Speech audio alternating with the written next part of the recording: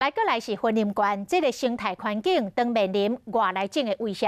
讲伫个20个乡镇市，发现来自东南亚的斑腿树蛤仔。这种树蛤仔生态力真强，阁会食本土蛤仔，严重破坏生态。所以环保人士发起夜间掠树蛤仔的活动，邀请民众做伙来消灭这外来种。真抓到了？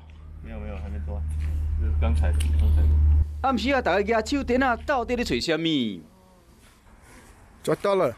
报票出现啊，就是外来种的斑腿树干。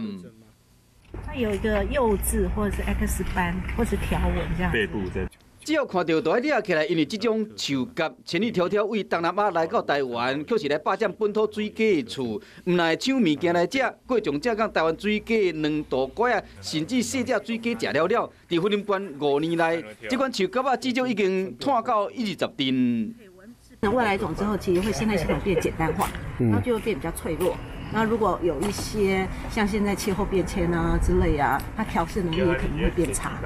这款树蛤仔唔来食本土水果，佮将后生，一年生3摆，一摆会使生300至800粒卵，真正是够后生。掠到的树蛤仔将提供予生态研究单位去研究，是讲引进园艺同时，提醒乡亲爱先检查一下，看这头道客是毋是对这树仔入来到台湾啊？